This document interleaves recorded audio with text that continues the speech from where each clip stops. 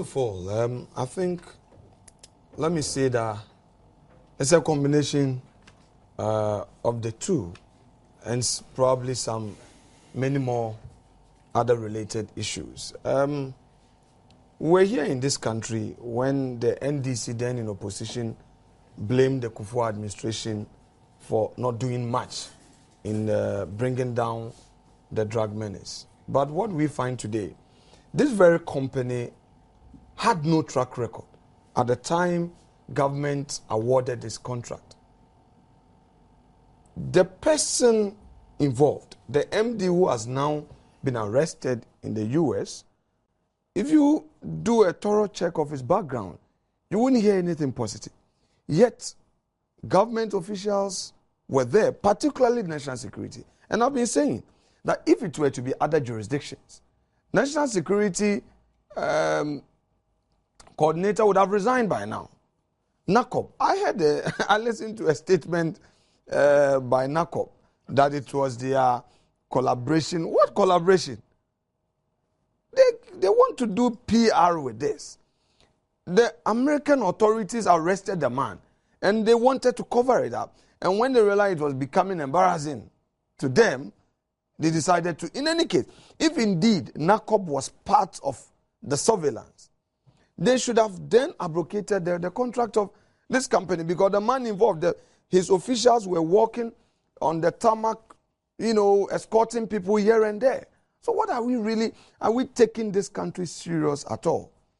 I am expecting government to establish immediately an inquiry into this matter. This is not the first time anyway. So it's not a matter of just issuing statement and expecting that after 2 or 3 days, opposition will talk about it and that will be the end. This is not about opposition talking about it. This is Ghana. I know the president is in Japan, right? If he's still there, I believe he will be uncomfortable, because the international community, the international media will confront you with this.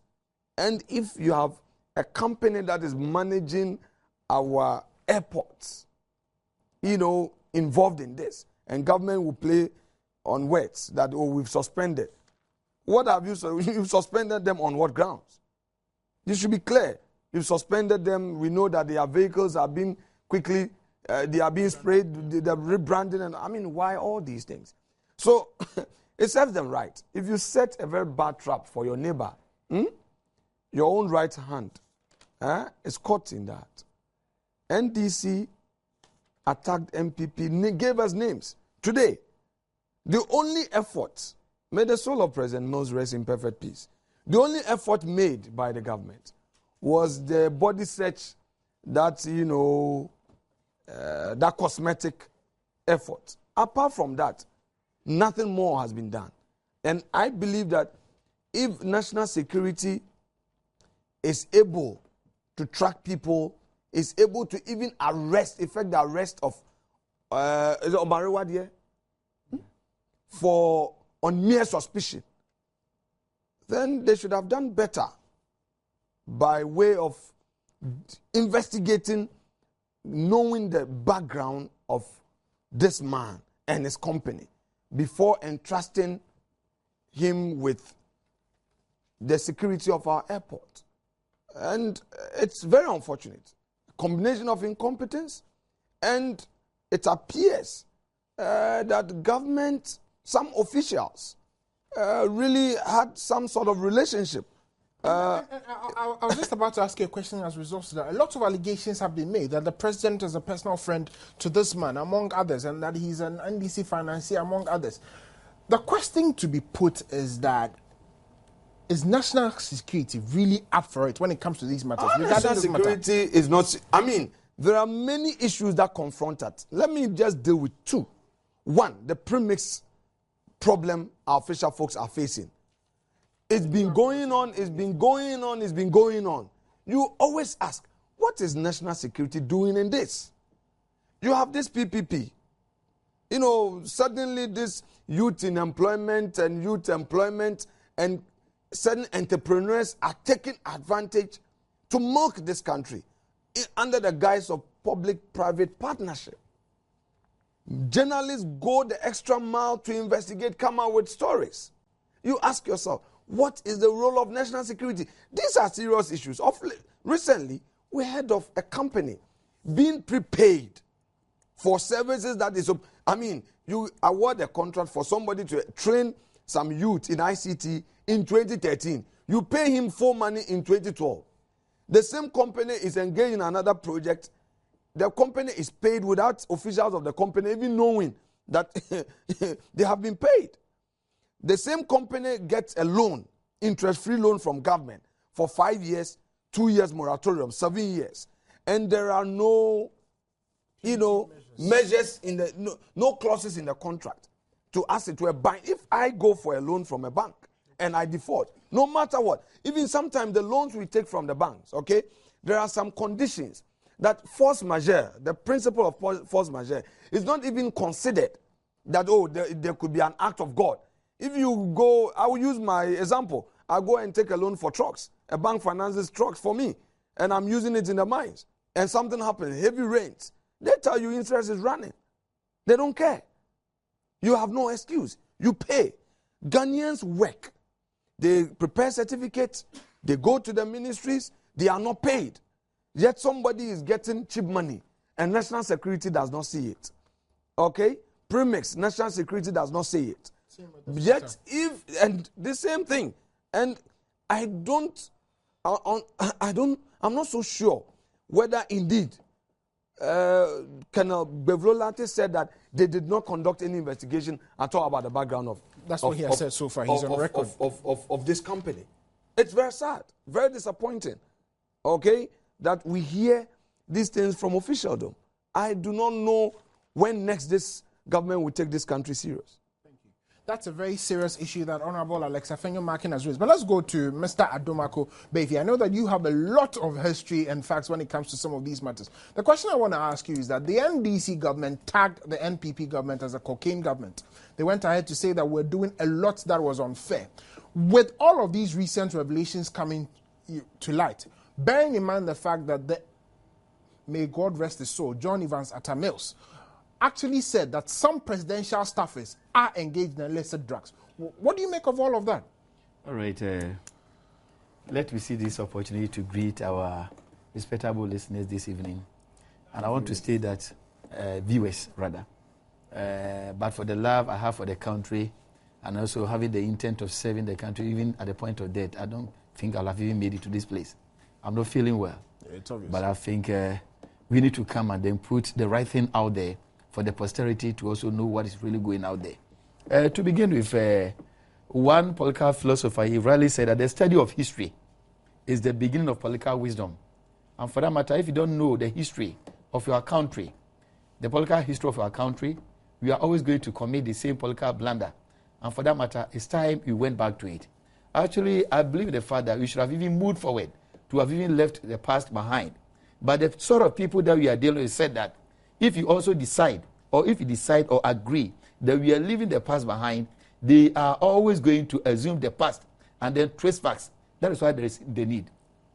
I'm saying so because NDC, right from the 90s, 70s, 80s, 90s, when you talk of their record in terms of the drug issues, they have a checkered history.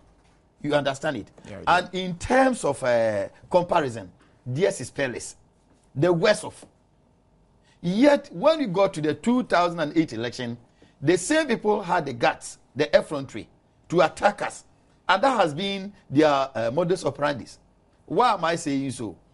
You recall that in 2008 election, in their manifesto, what they said was that fighting narcotic drug, I think it's page 34 of their manifesto, and I read, Ghana under the MPP government has gained notoriety not only as a transit country for the narcotics trade, but also as a country in which substance abuse, especially among the youth, is rising in prevalence.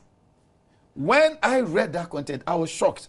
Because if MPP had decided to use the drug issue in 2000 election, these people wouldn't have even had any place to stand. Because we have the history to guide us.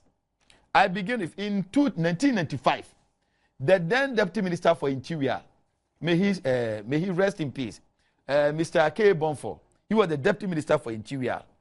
What he said during the drugs day, what he said was that, and I quote, there had been increases of 250 to 7,000 regarding narcotic drugs between the last quarters of 1994 and the first quarter of 1995.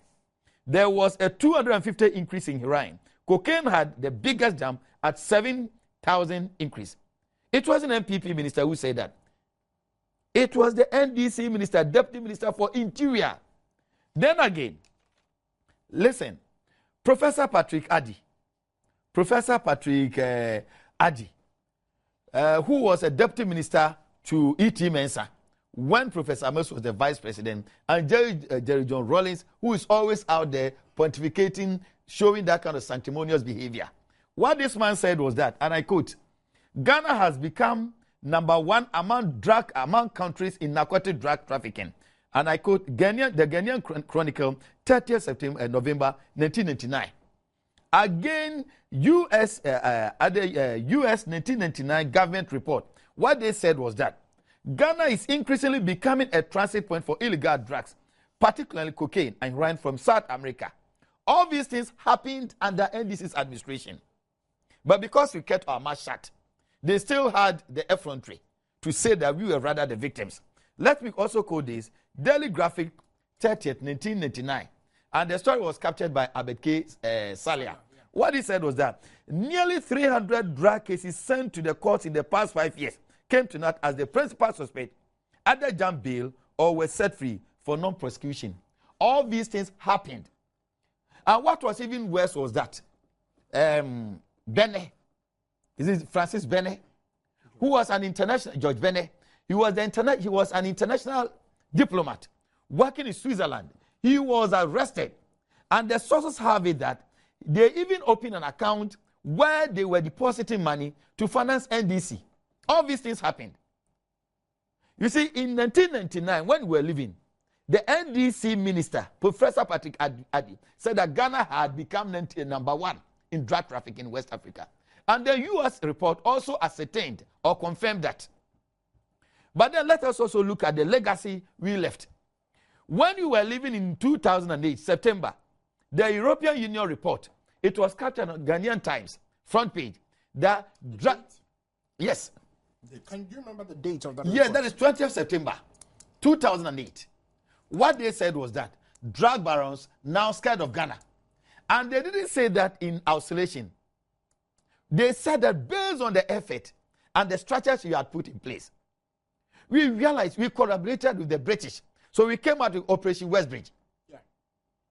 You also sent CCTV cameras all over the place. No sooner had NDC come in 2009 that they went to the airport and the CCTV camera, they destroyed everything because they had their fiendish intent to really, bring it out there. Apart from the Operation Westbridge, between 2000 and 2002, when we came to power, about 400 people were arrested. About 400 people were arrested just to scare people. It was rather unfortunate that in Watena, Amwatin was arrested. But even that, our silence was taken for granted. In any case, we have three arms of government. Amwati belongs to the legislature or the parliament. Unlike Bene, who was part of the executive, directly under the president. Amwati, in any case, he was part of the legislature.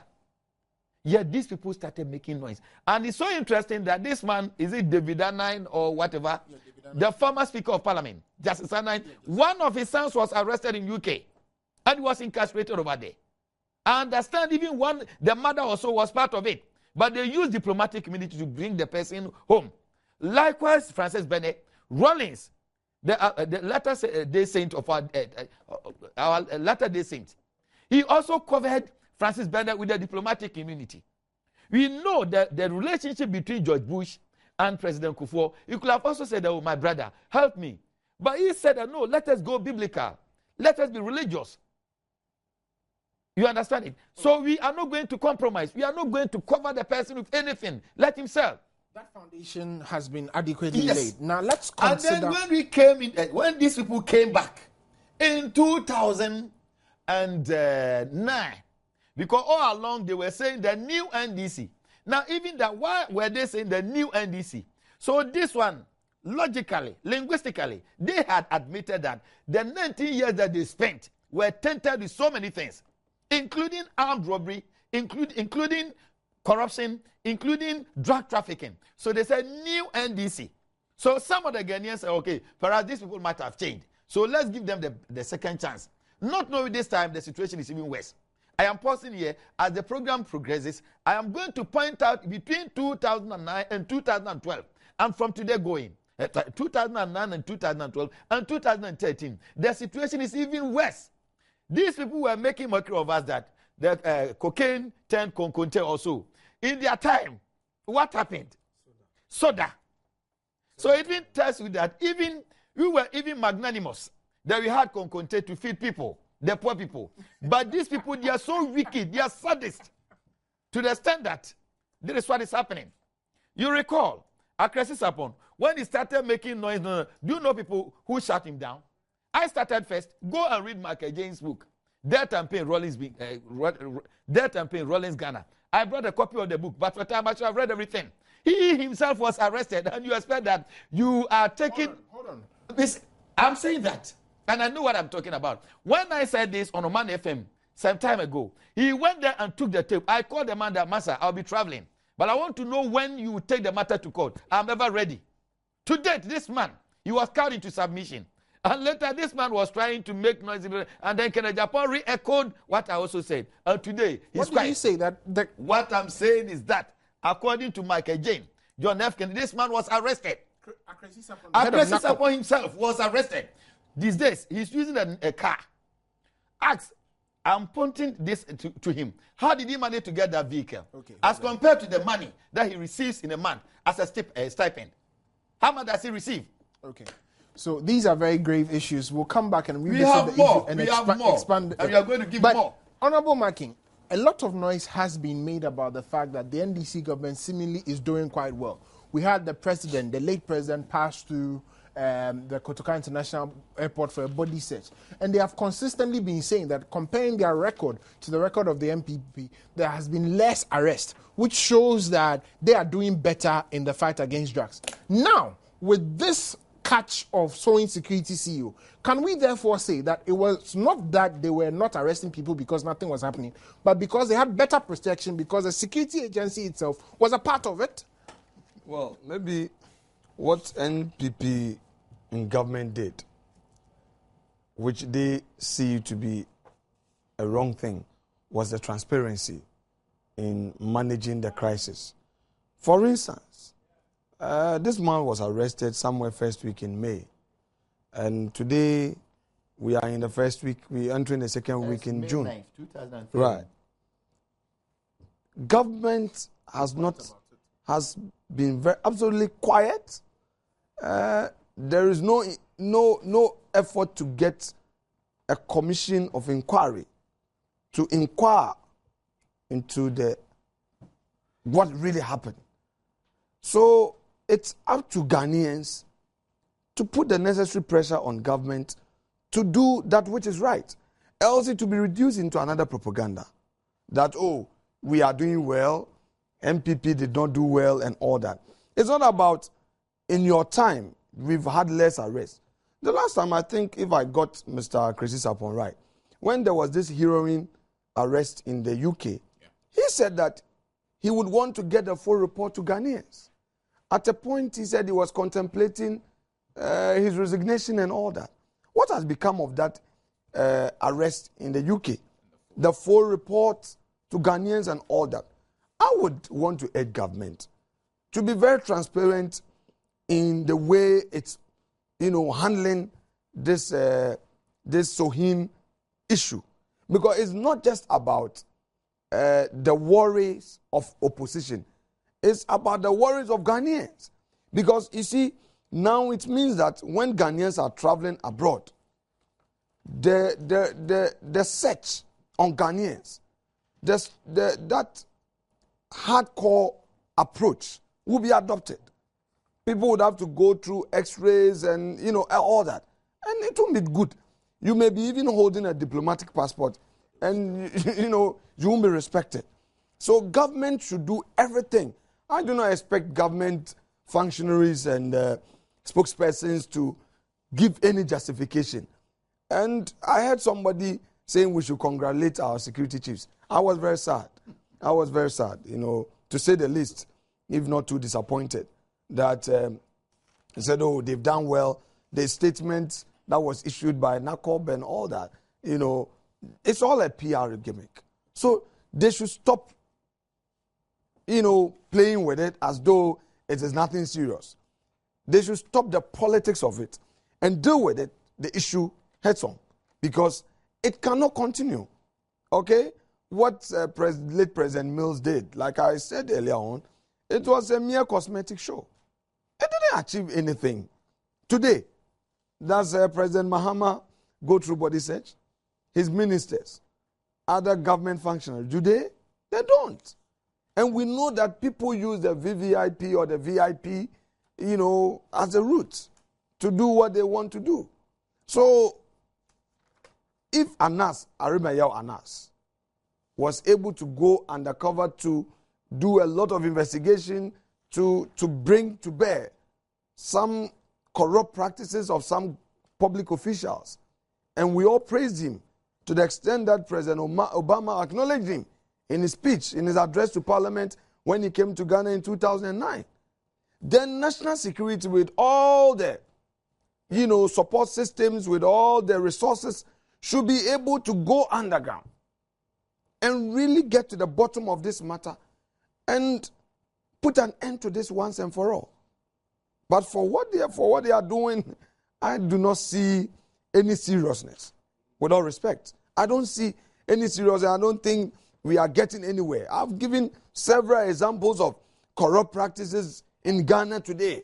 And if we look at this in the context of June 4th, that they themselves brought, I am against June 4th and the celebration. But the principles of June 4th, I embrace it. The principle of probity, the principle of social justice, the principle of accountability. In the context of our democracy, are we upholding these principles? Are state institutions functioning within the context of these? The media, people labor, go through pains to investigate issues of malfeasance, issues of abuse. And when they are brought forth, the courage for all of us as Ghanaians to talk about it is not there. Because maybe, for instance, you own a media house, maybe that company concerned is giving you adverts, worth $100,000 a month. Then somebody will say, oh, this investigation won't get anywhere. I will only call their boss and threaten them. If you let your boys continue with this, I'm going to withdraw my advert. So you are handicapped. You will stop it. Is this the way we want to run this country? We are not taking things serious. And people do things with impunity. So where is the probity? Where is the accountability? Where is the transparency? People believe, there's no social justice. People think that, they can do anything. I go and take a contract, I take the payment, I won't do the job, and nothing will happen to me because I'm a party man, because I'm closer to somebody in authority, because he's my friend, because I've put an envelope, under the table and all that. So we should not just limit it to the drug menace. We should extend it to the various, sectors within our, social makeup, and ensure that government is held responsible. Government account to us as a people. Government does not do any cover. Recently, when I raised SADA, it got to a point that I became a lone fighter. To the extent that people say, oh, you just came to Parliament, why are you? Just yesterday, is it today? Read Ghanaian Times. SADA is importing seedlings. This time it's not Alex Markin. This time it is not MP or any MPP official raising it. But Ghanaian Times carried a front page story where the Maize Growers Association in the northern region are complaining. Why? Because SADA is importing some maize seedlings from Brazil. Okay? These seedlings are 10 times more expensive. 10 times expensive than the locally produced ones. And they have stocks of them in a warehouse that they are not there. So we are abusing it. Huh? And national security is there. Nothing is happening. Okay. The whole system is breaking down. And this is the result of it. Okay. Now, in the coming days on Minority Caucus, we'll show you a research, the result of a research that has been done. We think that emphasis or ground was laid in the NDC manifesto for some corrupt acts to take place. We will reveal that to you very soon. But coming to you, Honorable Alex Marking has raised a point about transparency and the NDC government.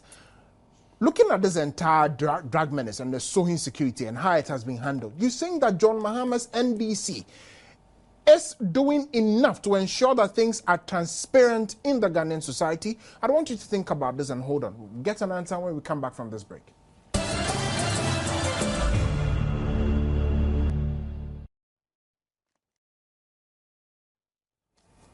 Welcome back to Minority Caucus. Before we went on a break, I was asking Mr. Adomakubefi that looking at this, John Mahama's NDC and transparency as regards drugs and all other issues, what is their track record? How do you see it? Are we in for a smooth sail or we are in for an earthquake? It's always west or the west. But before I get straight to the question that you've asked me, let me complete with the chronology or the history I was providing. Then we got to Professor Evans Atamil's administration. It is so interesting that on January 2, that was 30th January 2009, cannabis worth 10 million seized at UK port. As soon as they came, that was the first thing that hit. And then the following, that was 28th April 2010. 10 grabbed at John F. Kennedy with drugs. It also happened. Not only that, even under Akresi Sapon's own feet, some of his workers were arrested. And today, as to what really happened to the case, only God knows. Only God knows. Even this place, free zones, before we got to the 2012 election, some containers were impounded in the United States, and they had the inscription of the free zones. What has happened to it? Kojo Tumbuafo with the he hasn't said anything. What is even worrying is that it's rather unfortunate that we are trusting our security in such people. Somebody who is supposed to provide the right security over there, he is rather a victim. And my research tells me that during the 2012 election, this same man, Solomon, who has been arrested, provided about 30 Tacoma and Tundra vehicles for John Mahama and NDC. When they were making provision for the Heroes Fund, inciting their people to perpetrate wickedness against people, this man went and donated the highest amount to ensure that. And Bevro Lati, he is his best friend. I can say with all authority, he is his best friend. So the question we are asking is that, if we are entrusting our future, our security, in such reckless elements, then what will be the better future for our posterity? Now back to the transparency. Before we can know the road ahead, let us know where we are coming from. When we came, our record is still not tainted with anything. At least we are human beings, so we are not perfect. There might be one or two things, but in fact, institutionally, there were certain things we put in place. You remember that in terms of corruption, when we came, we had this Whistleblowers Act. We had Whistleblowers Act, isn't it? Yeah. And even Information Bill, we started it. Okay. If these people were really serious, by this time, they will have even passed it. Public Procurement Act, Financial Administration Act, all these things were put in place. NDC for almost about 30 years in government. From NDC 1, 2, 3, 4, 5 to John Mahama. Not even a single legislative instrument have they been able to come out with. And at least in our time, Some people were even prosecuted. These people are compromising virtually everything. Go to Maslow, go to FGB, all over the place. Corruption has now become the order of the day. And it's so unfortunate. Go to Achimota, the road, from Circuit to Achimota Road. We gave it the contract for 43 million Ghana cedis. These people came and re-awarded the contract to a tune of 135.5 million Ghana cedis. The school buildings that we were building for just 800 old Ghana cedis, today 3 billion. Yet in the face of that, they will come and say that all is well. All is well indeed. So when you are talking about accountability, even the president himself, if I were him or even part of the NDC, I would have buried my head in shame. When they came, you remember the gold case? Yeah. It hasn't even settled. And today, this issue has also raised its monstrous head. So John Mama knows what he's doing. That is why the sort of people that he's ruling with, best on the same feather. So certainly, they are flying together. Okay. Thank you very much. Now, let's shift a little bit of focus for lack of time onto the court case.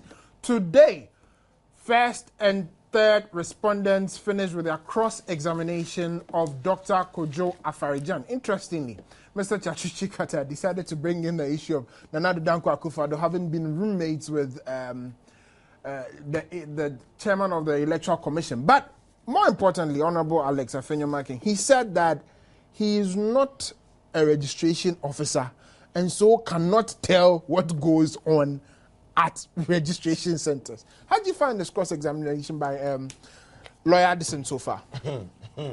Interesting. I think when it got to the cross-examination stage, Dr. Afarijan was trying to be evasive. I realized that he was really not flowing as compared to when he was being led in his evidence in chief. And I was surprised at him because all along, you have been speaking your mind, telling the court whatever you knew about the elections. And when you were being cross-examined by Mr. Lita and Mr. Chikata, you maintained the same posture. Suddenly it got to Philip Addison. You realize that the man, as if he didn't want to commit himself, he wanted to calculate every answer. That is where he got it wrong. Because you see, you cannot change what is before the court. It is not what you say, trying to be evasive and try to give some dodgy answers that will solve the problem. Look, I have repeated time and again that this matter, the ruling will be purely based on evidence. We are dealing with numbers. Issues have been reduced to two. Issue number one, whether or not there were irregularities in the 2012 elections. And so far, the respondents themselves have admitted to that, except that they couch it in the expression or the phrase clerical errors. Dr. Afarijan was very emphatic, categorical when he was leading evidence by saying that if anything went wrong, even in the filling of the form, if those that you were supposed to fill before the polls and those that you were supposed to do after the polls, after the count, if you failed to do that, it was an irregularity. He also came out with this either-or scenario, that where C3 is filled and all that, it does not mean that everybody voted by going through the biometric verification. Neither can he also conclusively say that it was put there in error. So, in my opinion, I don't think that what he did at cross-examination was the right thing for him to do. Because all along, you have been putting the figures out there. You have been telling the court what you believed. And people should get it clear. This is a civil trial.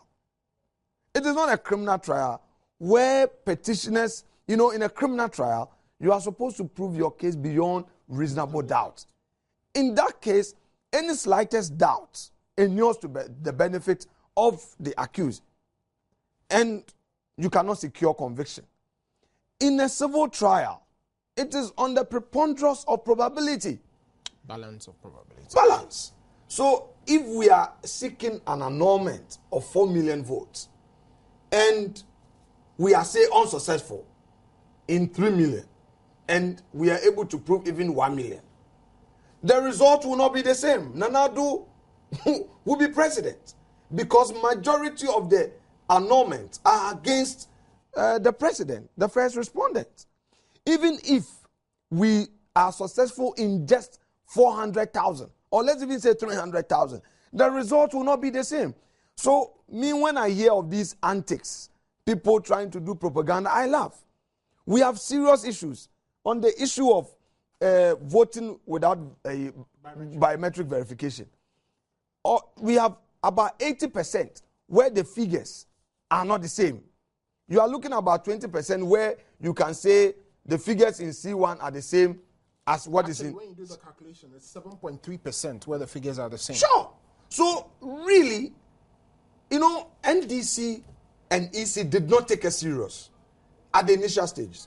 I say so because, you know, there has always been this general perception that, oh, elections, once the results are declared, oh, nothing will happen. Nothing will happen.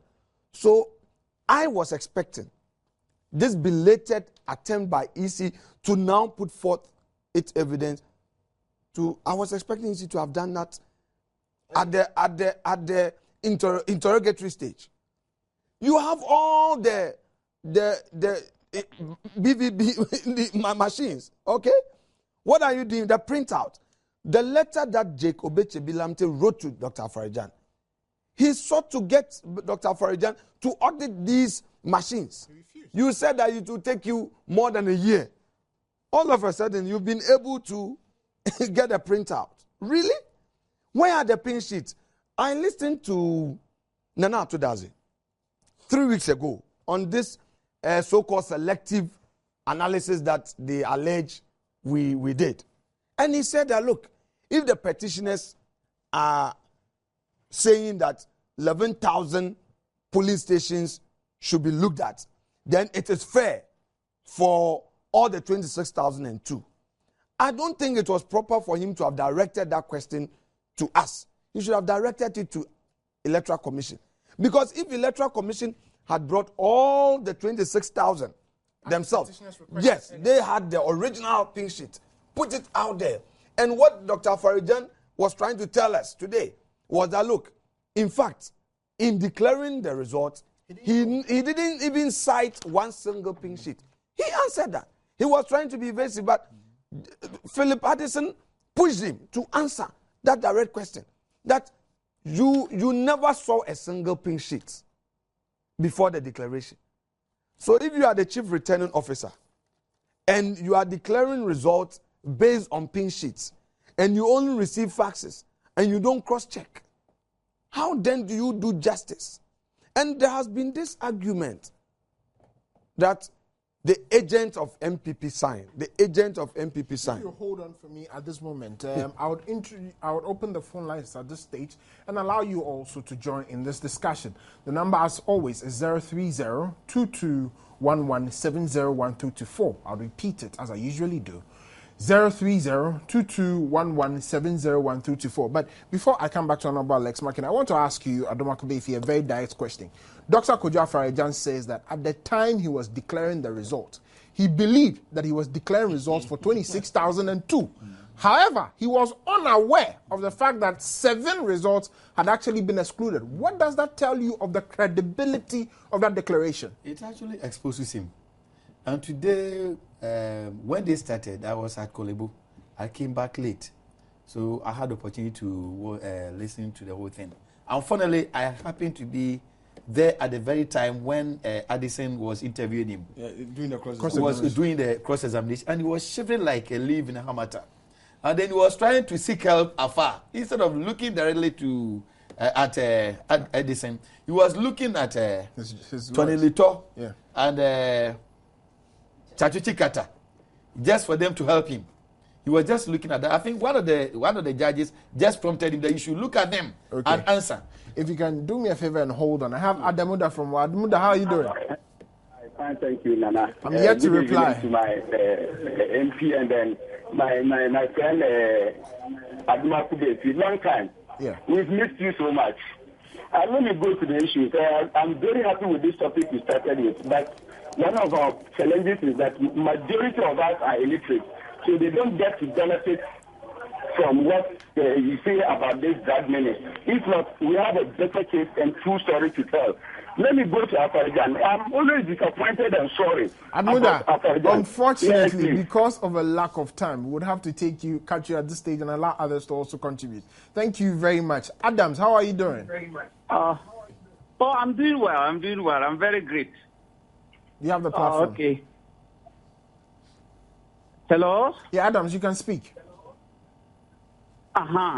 So what I'm saying is that you could see that Afarijan was more or less like a dying goat, a goat that was struggling and it was at the point of death.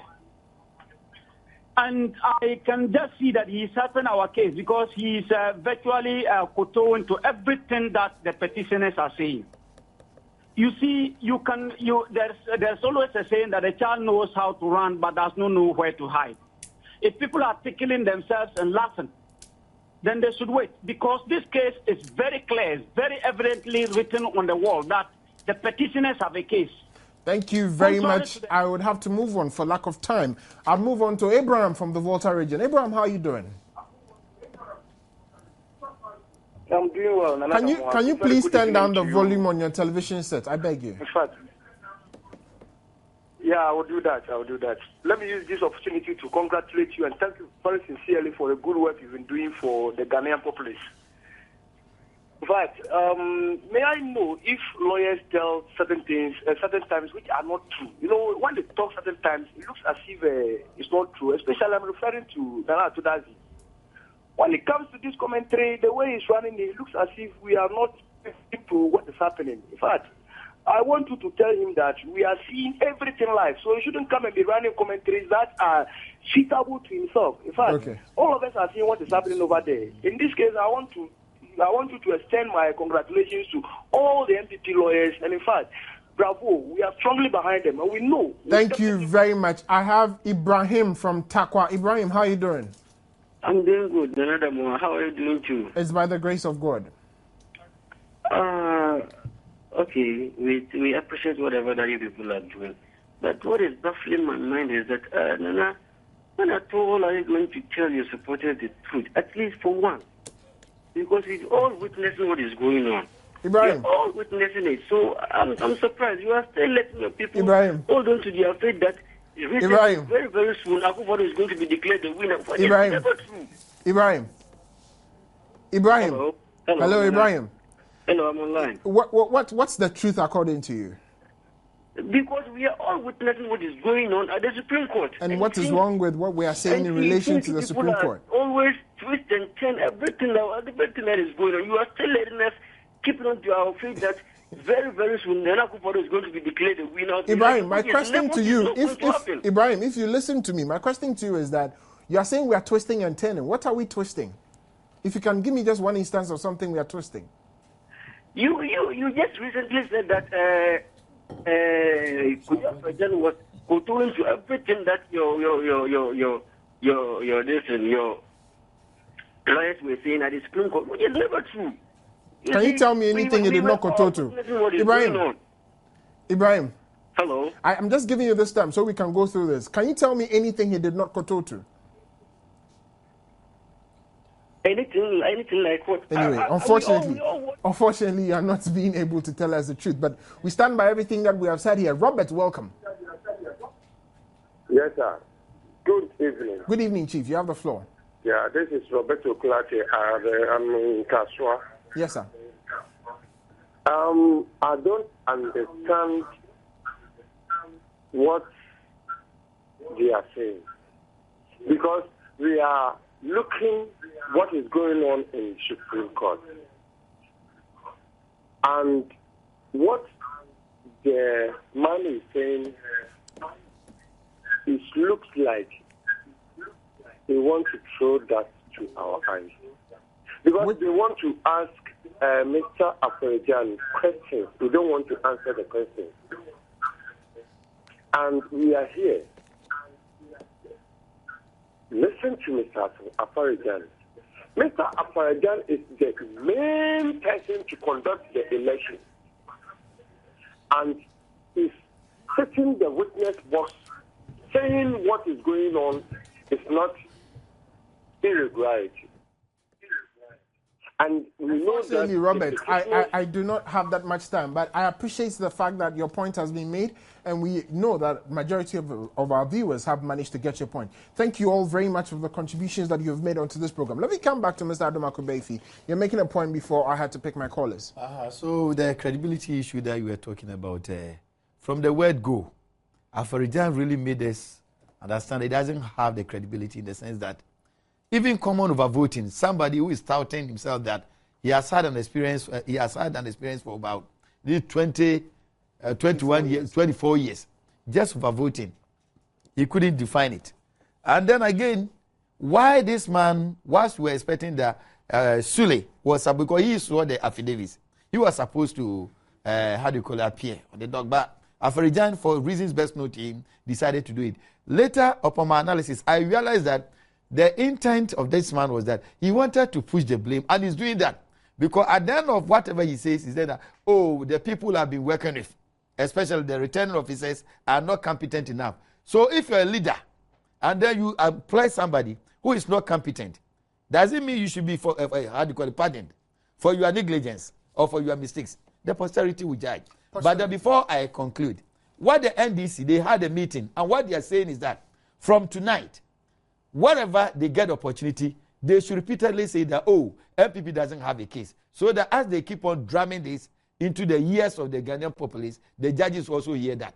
So I'm also saying this to all our members and the other opposition members that it is not true. We have a case and victory is really awaiting us. The battle continues to remain the Lord's. Honorable Alex Marking, your closing comments on these matters. Well, I want to urge all MPP activists and those floating voters who still love our party to remain calm. They shouldn't be worried about the recent comments by Dr. Kennedy, Dr. Rekrubobe, and other people who have their own views about this court case. I am very optimistic, and I believe majority of our people are optimistic. It's a normal game.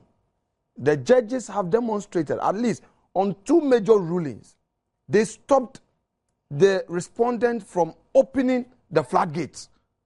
Today, these 2 major rulings. One was on the application by Mr. Chikata to call in other witnesses, if those who swore to an affidavit. And the trap was that if they had allowed, he was virtually going to say he wants to cross-examine everybody, presiding officers, pulling agents, and the case will never come to an end. When it got to the tendering of some evidence by EC, the judges were also firm again. And if you listen to the president, he said, the presiding judge, he said that Ghanaians want to know their president. Is that not so? Yeah. He said Ghanaians are anxious. You cannot come here belatedly and do anything to the detriment of somebody, or you do anything to imperil somebody. We will not allow you. So it's clear that they want to be on top of it. So I want to assure our party folks, from the legal viewpoint, I am very optimistic, because the worst that will happen to us, in this petition will be for a second run or a runoff. It cannot be, because the evidence is there. We are dealing with numbers. On the face of the pink sheet. Of course. But it's not only limited to the face of the pink. You see, the judges would not just get KPMG to do an audit and say that, if KPMG brings the audit and all the categorization, at least we are making a claim for 4 million. If at the end of the day, KPMG, per its audit report, is able to establish that, even our 4 million is too much, it's 2 million. You think that the judges will look at it and say that, yes, we've seen it, but for the sake of what? For the sake of the stability of this, of this country and the future of our elections, this petition ought to be looked at per the evidence, the hard evidence that is before the court. And I believe strongly that that is what our judges are going to do. And I have no doubt about the victory that awaits us. Thank you very much. Help me to thank Mr. Adomako Befi and member of the MPP communications team, as well as Honorable Alex Marking, MP for Efutu. My name is Nana Kofi Opondama. We continue to say that the battle indeed is the Lord's. Good evening and good night.